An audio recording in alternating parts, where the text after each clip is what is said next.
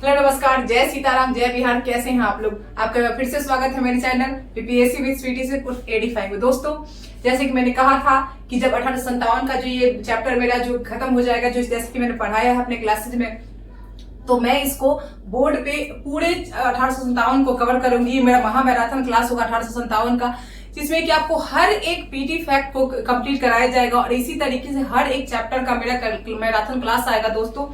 तो आज इस कड़ी में मेरा पहला प्रयास है। आज जो हम देखते हैं दोस्तों कि सबसे पहले तो आपको बीपीएससी विद स्वीटी में सबसे पहले काम क्या करना है, सब्सक्राइब करना है, मेरे साथ जुड़ना है, क्योंकि इस तरह की वीडियो मेरी रोज आएगी। और मेरा एक यही प्रयास रहेगा कि जितने भी स्टैंडर्ड बुक्स हैं दोस्तों, सबसे पहले हम इसके पांडे खत्म करेंगे, इसके साथ एनसीईआरटी चलेगी हमारी, और इसके साथ जो है वो आपको करेंट अफेयर और बिहार, ये सारे सब्जेक्ट्स को मैं जो है आपके साथ कराने की कोशिश करूंगी। इस तरह से हम बोर्ड पे गो थ्रू होंगे, उसके साथ मेरी वीडियो इस फॉर्म में आएगी दोस्तों। तो इसके लिए जितने भी लोग मेरे साथ जुड़े हुए हैं उनका बहुत बहुत धन्यवाद। लेकिन जो लोग नहीं जुड़े हुए हैं वो मेरे चैनल को जरूर सब्सक्राइब करके जाएंगे, क्योंकि ये जो वीडियो होने वाला है दोस्तों, ये जो क्लास होने वाली है दोस्तों, ये आपको एकदम हिस्ट्री बूस्टर का काम करेगी। ये मैं आपको कह सकती हूँ कि अगर आपने मेरे साथ हिस्ट्री पढ़ लिया 71st के लिए, तो आपको 30 में से 25 से 27 के बीच अपना स्कोर करने के जो है स्थिति में रहेंगे। तो आज समय न गंवाते हुए आज फिर से शुरू करते हैं। जैसे कि आप सबने पढ़ा है मेरे चैनल के माध्यम से 1857 का विद्रोह क्या है, और इसको हम लोग जो है बोर्ड के माध्यम से आज सिर्फ और सिर्फ हम कॉन्टेस्ट को समझेंगे। और यहाँ पे जो कुछ जो मेन पॉइंट है उसको मैं यहाँ पे लिखूंगी और कॉन्टेस्ट को समझने की कोशिश करेंगे। इस कड़ी में जो दोस्तों सबसे पहला जो है कि इंग्लैंड के उस समय प्रधानमंत्री, 1857 का जब विद्रोह हुआ दोस्तों, तो उस समय इंग्लैंड के प्रधानमंत्री कौन थे? तो इंग्लैंड के प्रधानमंत्री उस समय कौन थे दोस्तों? पामस्टर। इंग्लैंड के प्रधानमंत्री उस समय थे पामस्टर। दूसरा है कि उस समय भारत के गवर्नर जनरल कौन थे? तो ये सब लोग जानता है, वो कौन थे? कैनिंग। कौन थे दोस्तों? कैनिंग। तीसरा इसमें फैक्ट है कि जब विद्रोह हुआ 1857 का, उस समय जो कंपनी के मुख्य सेनापति कौन थे? कंपनी के मुख्य सेनापति तो जॉर्ज एनिसन थे। कौन थे? George Ennison. ठीक है। उसके बाद एक फैक्ट है कि विद्रोह जब प्रारंभ हो गया, उसके बाद जो भारत में वो अंग्रेजी सेनापति ईस्ट इंडिया कंपनी कौन बनाया था गया था? तो वो है कॉलिन कैंपबेल। Colin Campbell. इस कैंपबेल को याद रखना है, क्योंकि कानपुर का जो दमन है, कानपुर के विद्रोह का जो दमन है वो इसने करवाया था। नेक्स्ट है दोस्तों कि भारत का सम्राट कौन था? तो भारत का सम्राट बहादुर शाह जफर था। ये सब आप लोग जानते हैं। इसके बाद हम बात करते हैं कि हमारे सामने जो है इस चैप्टर में क्या क्या दिया गया है। तो इसमें स्वरूप पर चर्चा की गई है, कारण पर चर्चा किया गया है, प्रसार पे, दमन पे और अन्य विद्रोह। ठीक है। इसके साथ साथ जनजातीय विद्रोह। तो इतने चीजों पर जो है वो चर्चा की गई है। तो इसी में हम लोग जो है सबसे पहले जो है वो आपको जो स्वरूप पे इसके चर्चा करते हैं। इसका स्वरूप कैसा था? 1857 का विद्रोह का स्वरूप कैसा था दोस्तों? तो चूंकि क्या हुआ था कि 100 वर्ष चूंकि पूरे हो गए थे, 1757 में पलासी की लड़ाई हुई थी और उसके बाद 1857 का काल आता है, तो 100 वर्ष पूरे हो चुके थे। तो उसके बाद जो जितनी भी अंग्रेजों का जो तानाशाही यहाँ पे बढ़ गया था, हर तरह का उनकी आर्थिक जो स्थिति, जो नीति थी, जो बंदोबस्त की नीति थी, जो कि रैयतवाड़ी थी, महलवाड़ी जो जमींदारी प्रथा की नीति थी। इसके अलावा जो वो कच्चा माल को भारत से ले जाते थे और इंग्लैंड से जो औद्योगिक वस्तुएं बनवा के यहाँ पे लाके भारत को सिर्फ एक बाजार बना दिया था। इसके अलावा राजनीतिक रूप से वो क्या कर रहे थे? हस्तक्षेप जो कर रहे थे भारतीय राज्यों में, उन्होंने गोद लेने की जो प्रथा थी डलहौजी ने उसको बंद करा दिया। इसके अलावा जो है वो लोग जो जितने भी भारतीय राज्य हैं उनको हड़प रहे थे किसी न किसी आधार पे, जैसे अवध को कुशासन के आरोप हड़प लिया। तो ये सारे जो कारण है, और सबसे बड़ा कारण है सामाजिक, जो हमारा जो समाज है, जो कि सैनिक है, और सभी को पूर्ण रूप से देखें तो भेदभाव का शिकार बहुत बड़े स्तर पे करना पड़ता था। तो भेदभाव इस लेवल का कि तिलक जी कहते हैं कि कोई भी अगर आत्मसम्मान पूर्ण वाली जाति होगी ना, वो यहाँ पे 1 घंटे उस राज्य में नहीं टिकेगी। और सैन्य कारण तो था ही, वो गाय और सुअर की चर्बी वाला जो कारतूस था वो तत्कालिक कारण था। तो इसी में पहले हम चर्चा करते हैं कि स्वरूप कैसा था। तो कारण तो हो गया, कोई इसमें स्वरूप को लेकर चर्चा है, कोई इसको सिपाही विद्रोह कहता है, कोई इसको राष्ट्रीय आंदोलन कहता है। तो इसमें जितने भी अंग्रेज थे, ठीक है, उन्होंने बेसिकली इसको क्रिटिसाइज करने, इसकी जो क्षमता है उसको घटाने की कोशिश की है। इसको मात्र एक जो सैनिक विद्रोह करके, धर्मांधों का ईसाइयों के विरुद्ध षड्यंत्र कह के, हिंदू मुस्लिम षड्यंत्र कह के, लेकिन जो भारतीय है जैसे वीडी सावरकर जी हैं, उन्होंने इसको जो है एक सैनिक विद्रोह से ऊपर उठकर एक भारत का प्रथम स्वतंत्रता संग्राम कहा है।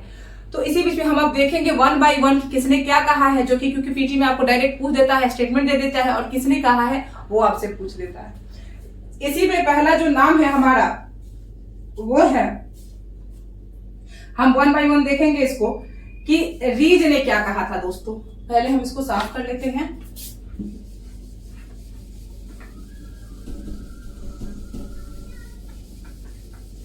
क्योंकि हम लोग स्वरूप पे चर्चा कर रहे हैं तो सिर्फ स्वरूप करने देते हैं। पहला जो है इसमें है कि रीज क्या कहते हैं। रीज कहता है कि धर्मांधों का ईसाइयों के विरुद्ध युद्ध था।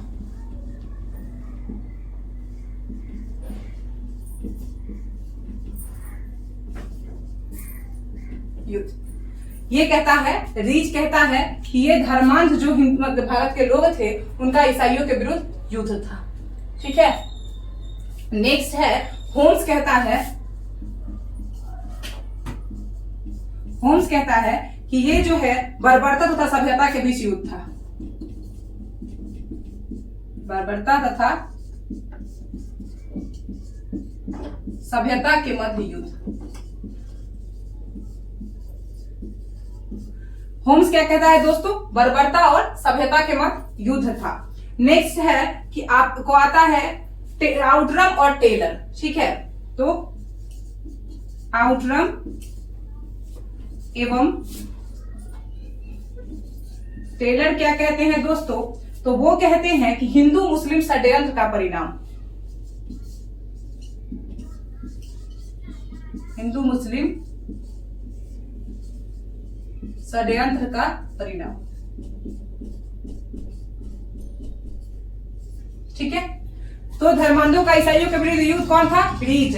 होम्स क्या कहता है, बर्बरता और सभ्यता के मध्य युद्ध। और आउटरम क्या कहता है, हिंदू मुस्लिम षड्यंत्र का परिणाम। और यही वो जो लाइन है जिसके कारण हमारे यहाँ फूट डालो और राज करो,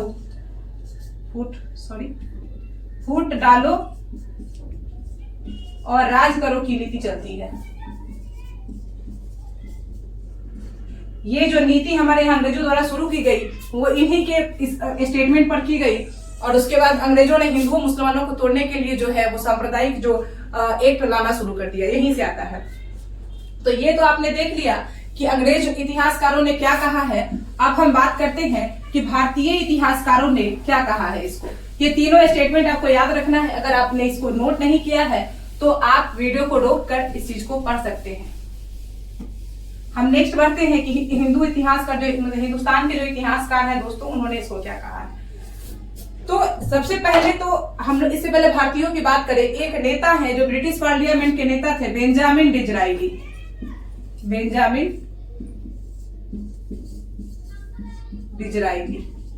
दोस्तों ये थे तो ब्रिटिश सांसद, लेकिन ये ब्रिटेन के नेता होने के बावजूद उन्होंने ब्रिटिश संसद में इसको क्या कहा, 1857 के विद्रोह को इन्होंने जो है वो राष्ट्रीय विद्रोह की संज्ञा दी। किसकी संज्ञा दी, राष्ट्रीय विद्रोह।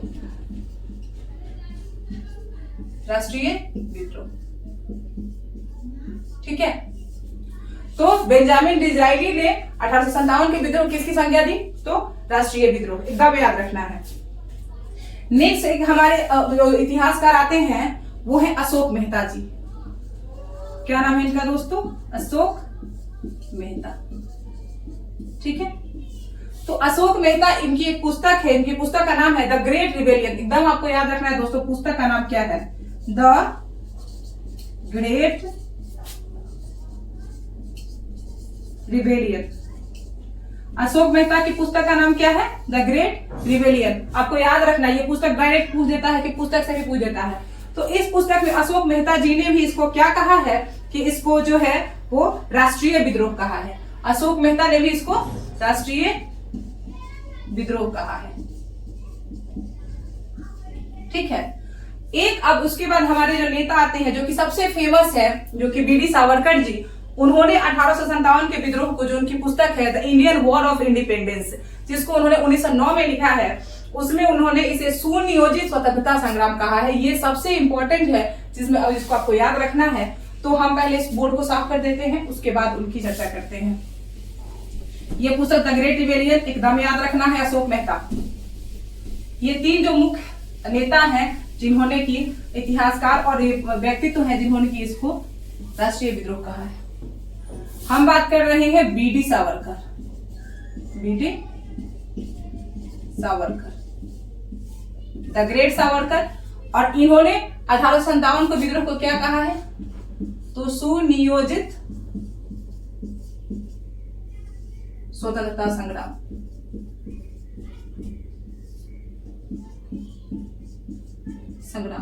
इनकी पुस्तक का नाम क्या है दोस्तों? The Indian war of independence.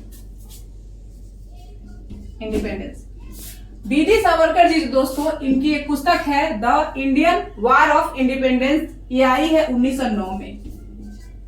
ठीक है, तो ये पुस्तक में इन्होंने इसको सुनियोजित स्वतंत्रता संग्राम कहा है। तो ये आपको याद रखना है, पूछ देता है कि किसने कहा है स्वतंत्रता संग्राम, तो ये बीडी सावरकर, अशोक मेहता या फिर बेंजामिन डिसरायली, कोई भी है तो आपको उसमें से लगा देना है। आगे बढ़ते हैं दोस्तों। अब कुछ भारतीय इतिहासकार थे जिसमें कि एक एस.एन. सेन थे, जो कि भारत सरकार के ऑफिशियल इतिहासकार थे 1857 का इतिहास लिखने में। उन्होंने अपने पुस्तक 1857 में जो लिखा है और कहा है कि ये राष्ट्रीय संग्राम तो नहीं है, लेकिन पूरी तरीके से सैनिक विद्रोह भी नहीं है। आगे चलते हैं कि क्योंकि ऐसा इसलिए कहते हैं सेन जी, क्योंकि अवध में यह जाकर कहां बन गया था? एक जन आंदोलन बन गया था, जहां की आम लोगों ने भी, देशभक्तों ने भी इसमें भाग लिया था। इसके बाद जो है, उसके बाद मजूमदार साहब आते हैं, जो कि पहले सरकारी इतिहासकार यही बनने वाले थे, लेकिन वो बने नहीं और उनका मतभेद हो गया। और उन्होंने एक पुस्तक लिखी है अपनी, the sepoy mutiny and the rebellion of 1857। ठीक है, 1857। ये पुस्तक उनकी 1957 में आती है और इसमें उन्होंने कहा है, जो तर्क दिया है वो बहुत इंपॉर्टेंट है। मजूमदार जी कहते हैं, तो क्या कहा है मजूमदार साहब ने? यह तथाकथित प्रथम राष्ट्रीय स्वतंत्रता संग्राम न तो प्रथम थी, न ही राष्ट्रीय और न ही स्वतंत्रता संग्राम थी। तो ये चीजें आपको याद रखनी है। पहले हम इसको मिटा देते हैं और फिर आगे चलते हैं। अब हम बात करेंगे सेन साहब और मजूमदार साहब का। तो सेन साहब के बारे में आपको पता है दोस्तों कि सेन साहब ने भी इसको पूरी तरीके से स्वतंत्रता संग्राम तो नहीं माना है, लेकिन इसको सैनिक विद्रोह भी नहीं माना है। सेन साहब का जो स्टेटमेंट है, जो S.N. सेन, सुरेंद्रनाथ सेन, इन्होंने इसको क्या कहा है? इन्होंने इसको सैनिक विद्रोह भी नहीं, परंतु पूर्णतः राष्ट्रीय स्वतंत्रता आंदोलन भी नहीं था।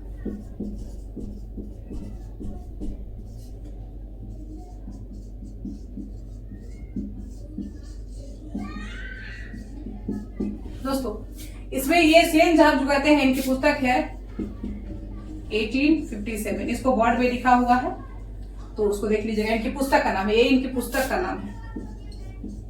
ये दोस्तों भारत सरकार के सरकारी इतिहासकार हैं।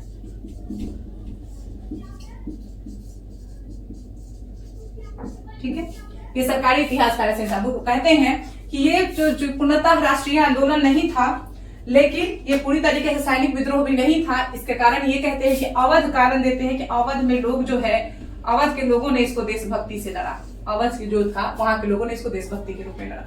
नेक्स्ट आते हैं मजूमदार साहब। आपको पता है कि मजूमदार साहब ने क्या कहा है? मजूमदार साहब की पुस्तक का नाम आपको याद रखना है। उन्होंने कहा है कि ना तो पहला था और ना ही राष्ट्रीय था, ये सब उन्होंने कहा है। तो उसको देख लेते हैं उन्होंने क्या कहा। अब बात करते हैं हम मजूमदार साहब की। R.C.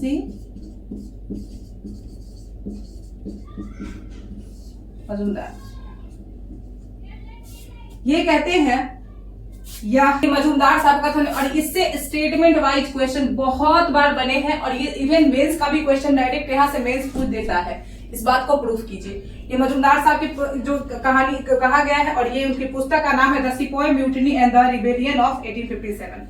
उनकी पुस्तक है, पुस्तक कौन है मजूमदार साहब की? The sepoy mutiny and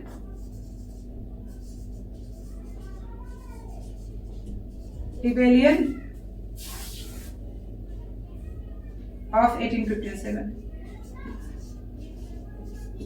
the sepoy mutiny and the rebellion of 1857 ये मजूमदार साहब की पुस्तक है, और इसमें उन्होंने ये लाइन कही है। और इसके साथ हम आगे बढ़ते हैं और कुछ अन्य जो इतिहासकार हैं उनकी देख लेते हैं कहानी, क्योंकि मैंने आपको कहा है कि मैं इस पुस्तक में कोई भी ऐसा फैक्ट नहीं छोड़ूंगी जिससे कि 1857 का, जिससे कि आपको जो है कहीं और से पढ़ने की जरूरत पड़े। एक पुस्तक है दोस्तों, एक पुस्तक है civil rebellion in Indian mutinies. ये है civil rebellion in Indian mutinies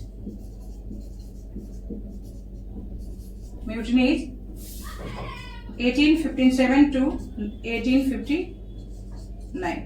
ये पुस्तक है शशि भूषण चौधरी की। शशि भूषण चौधरी। दोस्तों ये पुस्तक जो civil rebellion in Indian mutiny 1857 से 1859 जो है वो शशि भूषण चौधरी की है। इसमें कहते हैं वो कि इस विद्रोह के पहले कृषक विद्रोह जो है हुआ था, उसी से इस विद्रोह का संबंध लगाते हैं शशि भूषण जी, और कहते हैं कि जो है अलग अलग तरीके से पहले भी लोग जो है अपने साम्राज्य जो है अपना जो सामंत लोग हैं अपने साम्राज्य की रक्षा करने का प्रयास कर रहे थे। एक पुस्तक आती है रिबेलियन 1857 ए सिम्फोनिज्म। इसमें मार्क्सवादी दृष्टिकोण आता है इसके प्रति। एक पूरन चंद्र जोशी की पुस्तक है रिबेलियन 1857।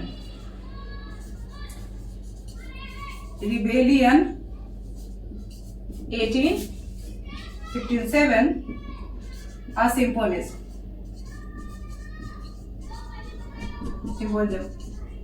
ये पुस्तक किसकी है दोस्तों? तो ये है पूरन चंद्र जोशी। और इस पुस्तक की खासियत क्या है? इसमें मार्क्सवादी दृष्टिकोण से जो है ये पुस्तक जो है वो आपको ये पुस्तक मार्क्सवादी दृष्टिकोण से 1857 के स्वरूप पर चर्चा करती है।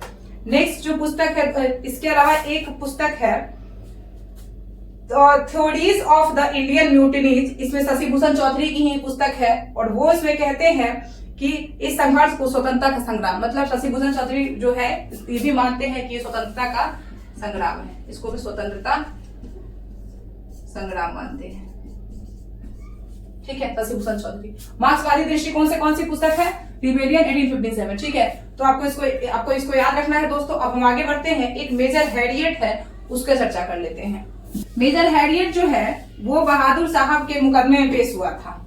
ठीक है, और उसने कहा कि आरंभ से ही षड्यंत्र सिपाहियों तक सीमित नहीं था, यह उनसे शुरू ही हुआ था, बल्कि इसकी शाखाएं राजमहलों और शहरों में फैली हुई थी।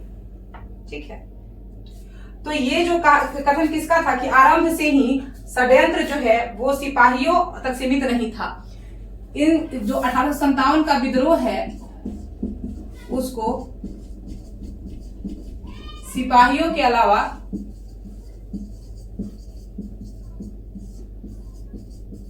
महलों तक फैला किसने बनाया? Major Harriet. मेजर हैरियट जो बहादुर शाह जफर के मुकदमे में पेश हुआ था, वो कह रहा था कि आराम से ही सिर्फ सिपाहियों के द्वारा तो इसकी शुरुआत हुआ था, इसकी जो जड़ें थी वो महलों तक फैली हुई थी। ठीक है, ये मेजर हैरियट कहता है।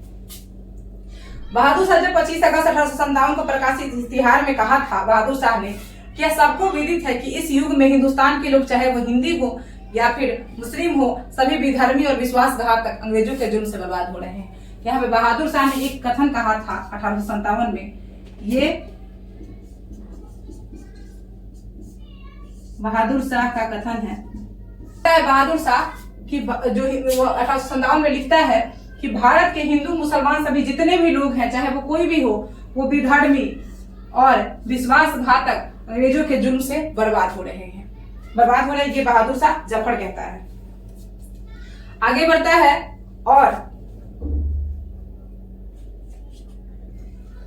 आगे जब नाना साहब भी पत्र लिखते हैं, नाना साहब पत्र लिखते हैं और पत्र में नाना साहब किसको पत्र लिखते हैं? तो फ्रांस के सम्राट को पत्र लिखते हैं। बहादुर शाह जफर के अलावा नाना साहब भी पत्र लिखते हैं किसको? फ्रांस के सम्राट को।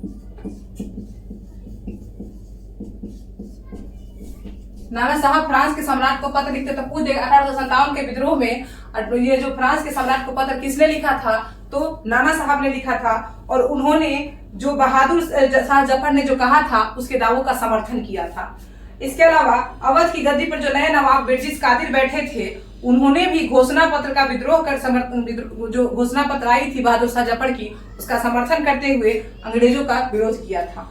नेक्स्ट हम बढ़ते हैं कि अब जो है, अब यहाँ पे मोटे तौर पे तो आपने समझ लिया कि इसका स्वरूप क्या था। अब हम कारण देख लेते हैं। तो मेनली इस विद्रोह का कारण सबको पता है, फिर भी जो है की पॉइंट जिससे कि पूछा जाए मैं वो देख लेती हूँ। अब हमारा चर्चा होगा कारण 1857। पहला है राजनैतिक, क्योंकि बहुत सारे चर्चा ऑलरेडी हो चुकी है तो उस चर्चा को मैं दोबारा नहीं करूंगी। राजनीतिक में क्या था? सबसे पहले तो था कि 1803 में मुगल सम्राट जो है अंग्रेजों के संरक्षण में रहने लगा। तो मुगल सम्राट जो 1803 से अंग्रेजों के संरक्षण में रहता था, वो उसको अपना प्रिय पुत्र कहता था और साथ ही वफादार नौकर कहता था। क्योंकि आपको पता है अंग्रेज लोग जो है बहुत इगोस्टिक लोग हैं, बहुत ज्यादा घमंडी लोग हैं, तो वो जो ये बर्दाश्त नहीं कर पाए कि कोई उनको नौकर कहे। तो एक आता है जो गवर्नर जनरल आता है एमहर्स्ट, एक गवर्नर जनरल आता है एमहर्स्ट। आपको इसका नाम याद रखना है। ये जो छोटे छोटे पॉइंट है यही उठा के डाल देता है बीपीएससी। तो एमहर्स्ट क्या कहता है? ये बादशाह को कहता है कि आप नाम मात्र के बादशाह है। क्या कहता है? नाम मात्र के बादशाह। किसको? बादशाह को। तो ये कहता है कि हम आपके दावों को मानने के लिए ये नहीं है, आप नाम मात्र के बादशाह है। इसके बाद आता है एक ऑकलैंड। ऑकलैंड ये क्या कहता है? ये कहता है कि अपने सारे दावे, बादशाह को कहता है कि अब सारे दावे उनसे छीन लेता है, ठीक है, और दरबार लगाने पर भी रोक देता है। बादशाहत ही छीन लेता है, लिख देते हैं छीन लेता है तथा दरबार पर रोक लगा देता है।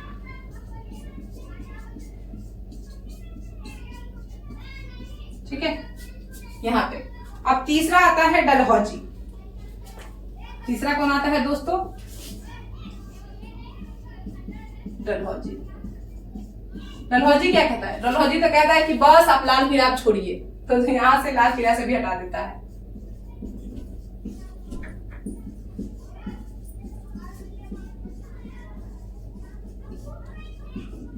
तीन का याद रखना है अगर पूछे तो, एमहर्स्ट, ऑकलैंड और डलहौजी, ये बादशाह को उत्पीड़ित करते हैं। नेक्स्ट जो आते हैं, अब इनसे जो लोग, कुछ लोग भारत में नाराज हुए क्योंकि जो है वो भारत के लोग बहादुर शाह जफर को अपना सम्राट मान चुके थे। सबसे जो बुरी घटना हुई और जिसने की इस विद्रोह को एकदम जो है आग को जो है हवा दी, वो है अवध की घटना। अवध की घटना दोस्तों आप जानते हैं कि अवध में जो शासक था नवाब जो वाजिद अली शाह, वो अंग्रेजों का अंधभक्त था। अवध का नवाब, अवध की चर्चा ये केंद्र बिंदु था। यहाँ का नवाब था, यहाँ पे नवाब था वाजिद अली शाह। वाजिद अली शाह, ये अवध जो था वो अंग्रेजों का महान जो है आज्ञाकारी राज्य था। लेकिन अंग्रेजों ने क्या किया, जब डलहौजी आया तो यहाँ का जो रेजिडेंट था आउटरम, यहाँ पे कौन था रेजिडेंट? यहाँ का रेजिडेंट था आउटरम। उसने एक रिपोर्ट तैयार कर दी कि अवध में कुशासन है। क्या है? कुशासन। और इस आधार पे डलहौजी ने अवध का विलय कर लिया। अब अवध का विलय कर लिया तो इससे जो है अवध चूंकि बहुत बड़ा स्टेट था उस समय, इसीलिए वहां से जब लोगों को लगा कि अंग्रेज जब अवध के साथ ये व्यवहार कर सकते हैं तो वो किसी के भी सगे नहीं है, और यहाँ से जो है वो विरोध फूट पड़ा। यहाँ की जो वालिद अली शाह की जो बेगम थी हजरत महल, इन्होंने अपने पुत्र बिरजिस कादिर, जिसकी भी हमने चर्चा की है, बिरजिस कादिर, इसको इन्होंने गद्दी पर बैठा दिया और 1857 के विद्रोह का नेतृत्व संभाल लिया। हजरत महल, बिरजिस कादिर। आरोप कौन सा? कुशासन का। रेजिडेंट कौन? आउटरम। नवाब कौन? वालिद अली शाह। ठीक है, ये दूसरा कारण हुआ मेरी।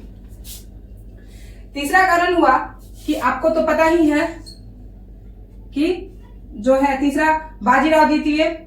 सबसे पहला जो कारण इसका यही था कि डलहौजी ने जो है दत्तक ग्रहण यानी गोद लेने,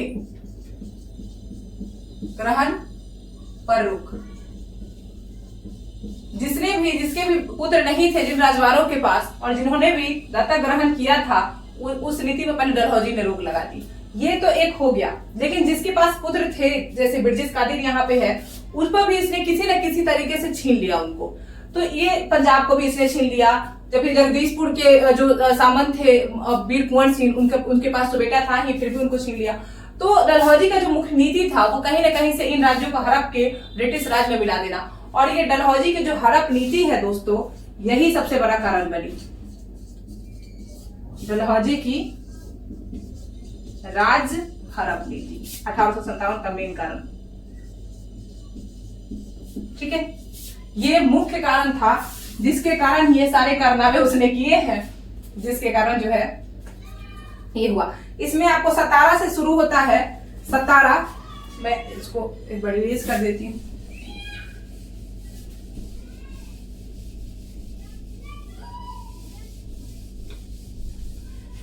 डलहौजी ने जो दोस्तों पूरी तरीके से भारत को कब्जा करने की कोशिश की थी, राज्य विस्तार की कोशिश की थी। 1748 से शुरू किया। 17 संभलपुर,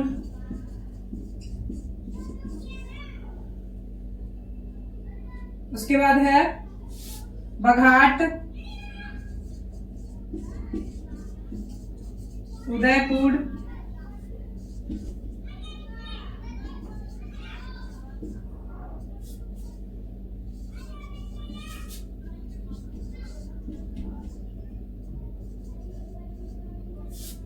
और उसके बाद इसने नागपुर आदि को भी मिला लिया, सबको अपने राज्य में मिला लिया। ठीक है, तो इस तरीके से। और बचा कौन उसके बाद जो है वो आपको अवध को 56 में मिला दिया, 1856 में कुशासन के आरोप में। ये विद्रोह का मुख्य कारण हुआ। इसके अलावा एक जो इसने जो कानपुर के पेशवा थे, जो बाजीराव, जो उनके जो द्वितीय दत्तक पुत्र नाना साहब थे, धोंदूपंत जिनका नाम था, उसका भी पेंशन इसने बंद करवा दिया, तो वहां से कानपुर में फैल गया। अब एक आता है डलहौजी ने काम किया इनाम कमीशन। इनाम कमीशन इंपॉर्टेंट है दोस्तों, आपको याद रखना है इसको कि इनाम कमीशन कब आया था। तो इनाम कमीशन आया था 1854 में। 1854 इनाम कमीशन कब आया था? 1854। और इसमें क्या किया था डलहौजी ने कि एक समिति बैठाई थी और 35,000 जागीरों की जांच बैठाई। तो इसने 35,000 जागीर की जांच की। 1000 जागीर जांच में 20,000 को जब्त कर लिया। अब देखिए, कोई ना कोई आरोप लगा के डलहौजी ने इनाम कमीशन के द्वारा 35,000 जागीरों को जब्त में से 20,000 को जब्त कर लिया। ये सबसे बड़ा जो वही राजहड़प नीति जो है वही है। उसके बाद दूसरा काम इसने ये किया कि कंपनी की सेवा में भारतीयों को कोई भी उच्च पद नहीं दिया।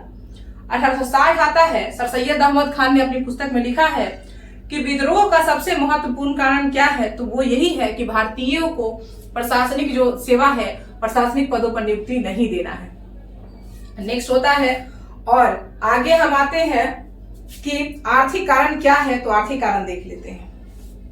आर्थिक कारण आपको पता है, आर्थिक कारण बहुत यहाँ पे इंपॉर्टेंट नहीं है, क्योंकि आर्थिक कारण तो सबको पता है कि अंग्रेजों की तो सारी नीतियां ही घिनौनी थी। क्या आर्थिक क्या राजनीतिक, सारी नीति घेर रही थी।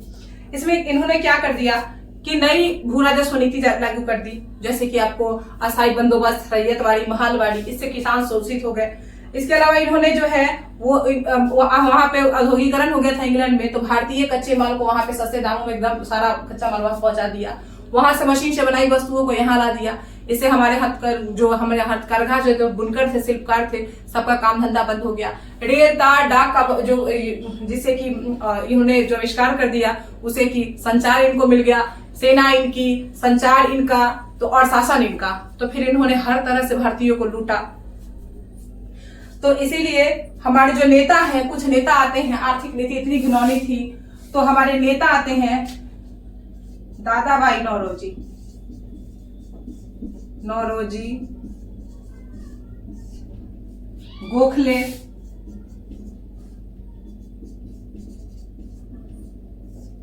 गोखले, साहब। इसके अलावा जो है सीआर जो आरपी दत्त है, इन्होंने अंग्रेजों की आर्थिक नीतियों का कड़ी आलोचना किया था। दादा भाई नौरोजी ने अपनी पुस्तक लिखी है, इनका एक पुस्तक है वेरी वेरी इंपॉर्टेंट, आपको याद रखना है, poverty and un British rule in India.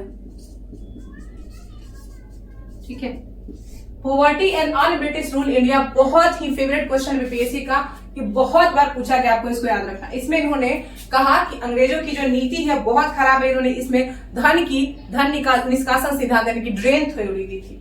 इन्होंने एक थ्योरी दी थी दादा भाई नौरोजी ने, जिसका नाम था ड्रेन थ्योरी, धन निष्कासन सिद्धांत।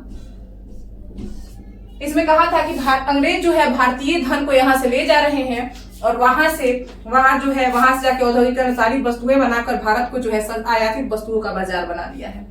सबसे पहले प्रति व्यक्ति आय भारत की जो 20 रुपया बताई थी, वो गणना भी दादा भाई नौरोजी ने ही किया था। ठीक है, तो इसीलिए हम आगे बढ़ते हैं और अब देखते हैं कि सामाजिक धार्मिक कारण आपको पता है,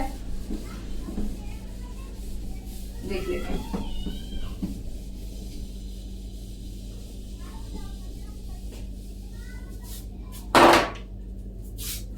सामाजिक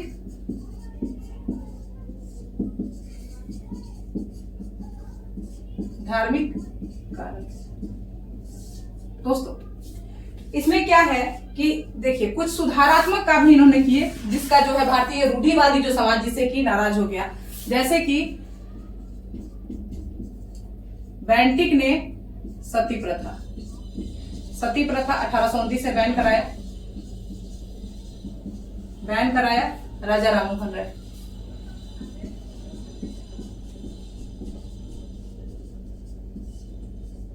देखिए, चूंकि राजा राममोहन राय के प्रयासों से 1829 में सती प्रथा को बंद कराया बेंटिक ने, इससे कि बहुत बड़ा जो है वो हिंदुओं का रूढ़िवादी समाज जो है वो इससे चिढ़ गया।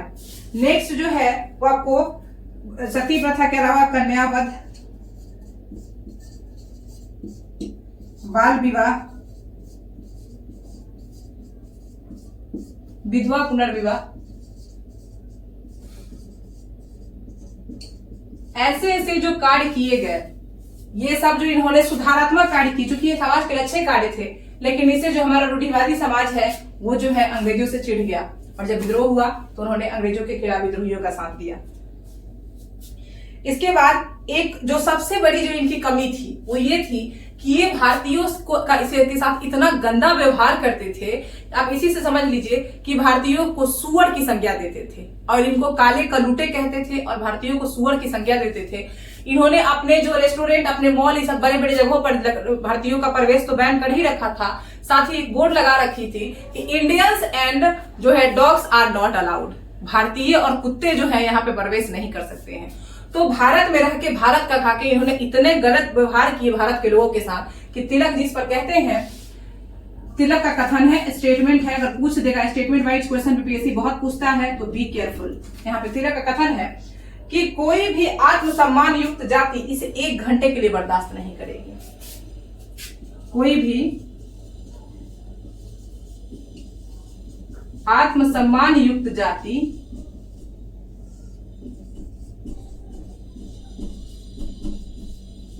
जाति इसे 1 घंटे के लिए भी बर्दाश्त नहीं करेगी। ठीक है, ये तिलक का कथन है। इतने ज्यादा ये हमारे साथ भेदभाव करते थे, तो यही तो इनका सबसे बड़ा कारण बना। और एक सैनिक कारण है इसके बाद।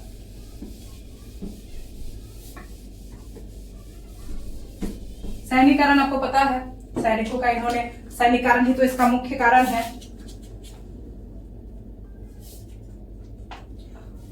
सामाजिक तो धार्मिक में जो है, धार्मिक कारण भी है, क्योंकि 1813 में आता है चार्टर्ड एक्ट, और इसमें ईसाई मिशनरी को प्रचार का अनुमति मिलता है।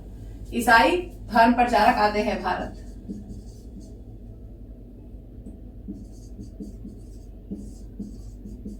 भारत आते हैं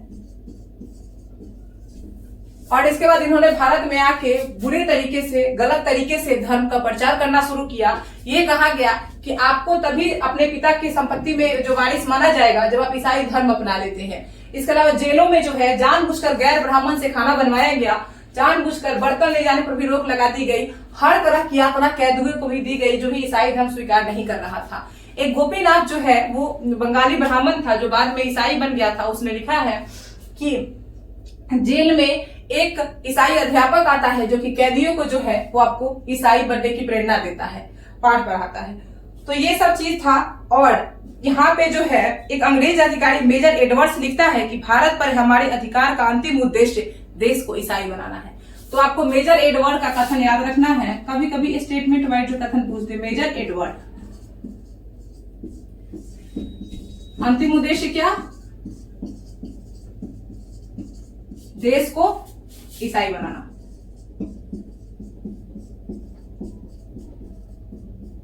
ईसाई बनाना।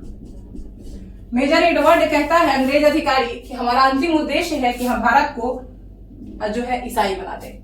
अब एक कथन बहुत इंपॉर्टेंट है, वो आपको याद रखना है। वीर सावरकर ने लिखा है, सैनिक और असैनिक उच्च अधिकारी राम और मोहम्मद को गालियां देते थे और सैनिकों को ईसाई बनने की प्रेरणा देते थे।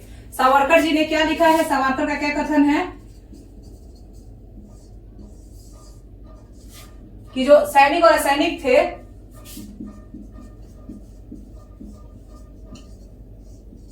असैनिक राम और मोहम्मद को गाली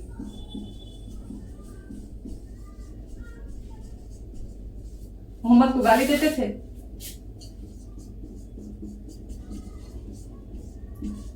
था सैनिकों को ईसाई बनने की प्रेरणा।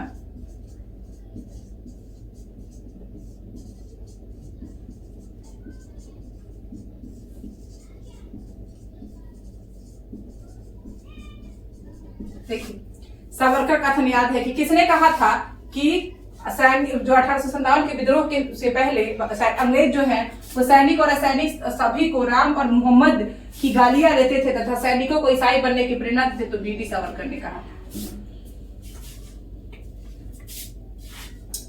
उसके बाद दोस्तों एक कानून की हम चर्चा करेंगे।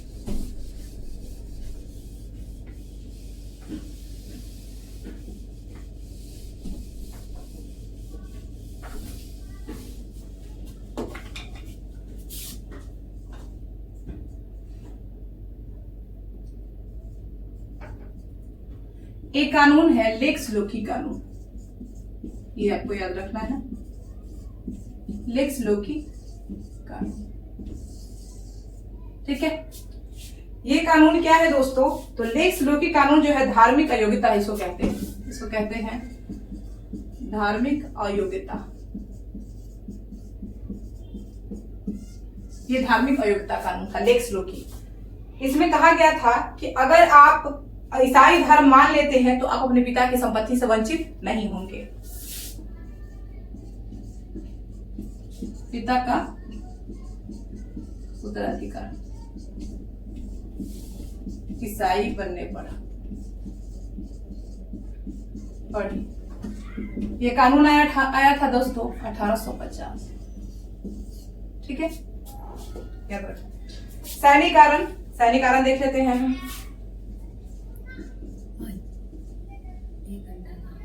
हो गया, एक खत्म कर दिया। सैनिकरण आपको पता है कि सैनिक में जो है उच्च वर्ग के लोग बहुत थे, ब्राह्मण और राजपूत सेना में बहुत थे। 1,40,000 हमारी सेना थी, 2,38,000 भारतीय सैनिक थे उस समय, और मात्र 45,000 जो है यूरोपीय सैनिक थे।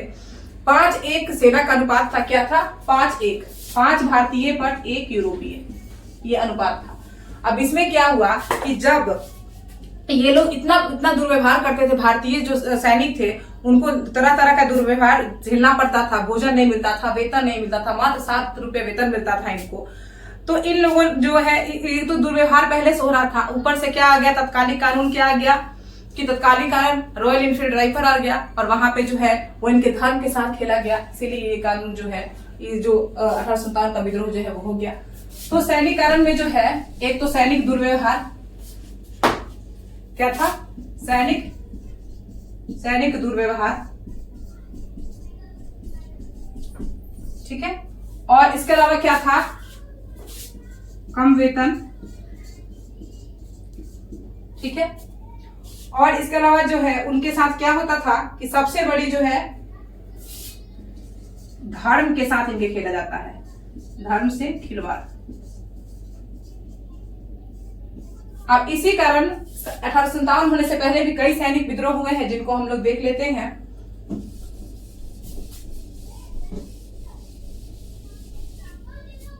पहला है 1764 नायर बटालियन,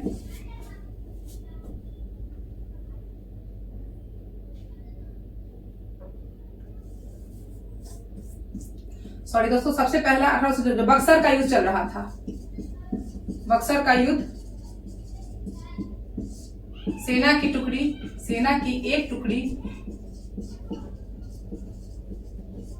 टुकड़ी जो है वो आपको मीर कासिम से मिल गई थी,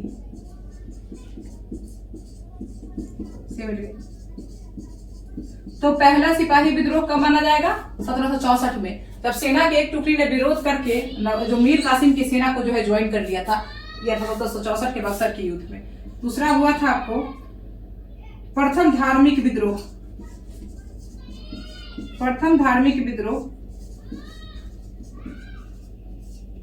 1806 वेल्लोर। कहाँ हुआ था? इसको सैनिक विद्रोह भी कहते हैं खाली, तो प्रथम धार्मिक सैनिक विद्रोह ये वेल्लोर में हुआ था। यहाँ पे क्या किया गया था कि यहाँ पे माथे पर तिलक लगाने,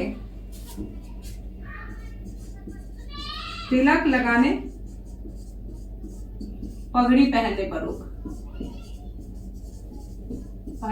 रोक, ठीक है, तथा इनको एक हेड दिया जाता था लगाने के लिए, जिस पर कि तुर्रा पर जिसमें सुअर और गाय का चमड़ा लगा होता था। तो पहला 1806 में सैनिकों ने विद्रोह कर दिया, कहाँ? वेल्लोर में। इसके बाद विद्रोह होता है दोस्तों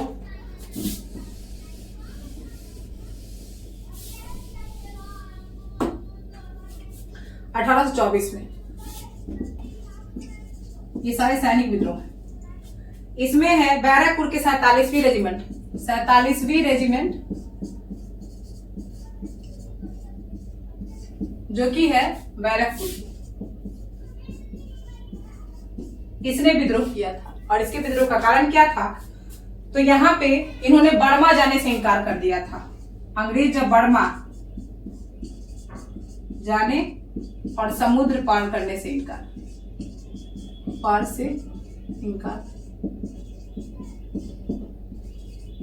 धर्म भंग कारण। देखिए 1824 में जो विद्रोह हुआ था दोस्तों, वो हुआ था 47 रेजिमेंट ने किया था, बैरकपुर में किया था। और इसने क्यों किया था कि बर्मा जाने के लिए कहा गया इनसे, और इन्होंने समुद्र पार करने से मना कर दिया, क्योंकि ऐसा माना जाता है कि हिंदू धर्म में तब उस समय जो था वो आपको समुद्र पार करने से धर्म भ्रष्ट होने का जो है वो आपको ये खतरा था, इसीलिए। नेक्स्ट आता है 1844 फिरोजपुर। 1844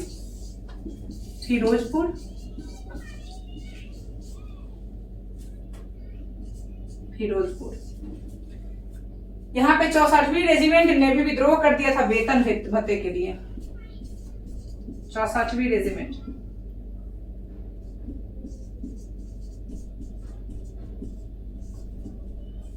वेतन के लिए 64वीं रेजिमेंट ने विद्रोह किया था। और लास्ट 1857 तो आपको पता ही है। इसमें 1857 में एक डाकघर अधिनियम भी आया था और सेना भर्ती अधिनियम। बस हम लोग उस पर थोड़ा चर्चा कर लेते हैं।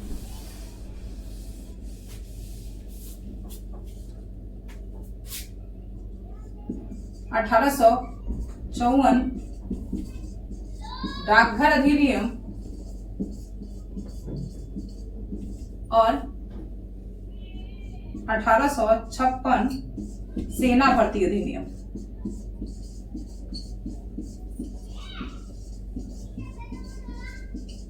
देखिए, डाकघर अधिनियम में क्या किया गया था कि सैनिकों को जो निःशुल्क डाक सुविधा थी वो रोक दी गई थी। भारतीय सैनिक निःशुल्क सुविधा समाप्त।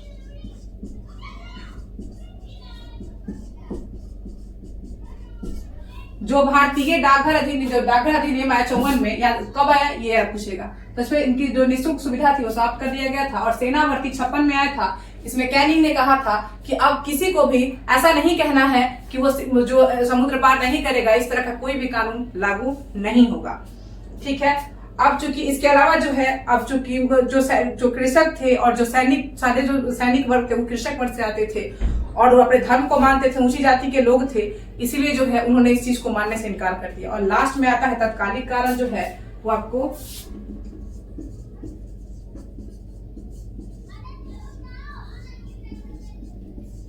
इसमें आपको रॉयल एनफील्ड राइफल जो नया शामिल किया जाता है।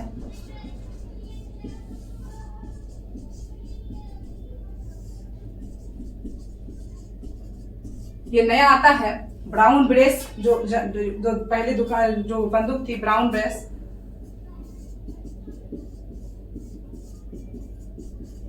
की जगह पे आता है। और इसमें क्या होता है, इसमें जो कारतूस होता है उसको दोस्तों दांत से खोलना पड़ता है। और वो जो ऐसा अफवाह फैल गई कि वो गाय और सुअर की चर्बी से बना हुआ है, तो इससे जो है हिंदू और मुस्लिम जितने भी सैनिक थे वो भड़क उठे। और इसी तरीके से मंगल पांडे द्वारा जो है 29 मार्च 1857 को इस विद्रोह की शुरुआत हो जाती है। और इस तरह से 1857 का जो विद्रोह, उसके कारणों पर हमने चर्चा की है। क्योंकि आज दोस्तों बहुत ही लंबा क्लास हो जाएगा, इसीलिए विद्रोह का प्रारंभ के साथ साथ बाकी जो इधर विद्रोह का जो दमन और इसके साथ बाकी जो आंदोलन है उसको हम लोग कल करने की कोशिश करेंगे। तब तक के लिए इस सीरीज को यहीं पे खत्म करते हैं।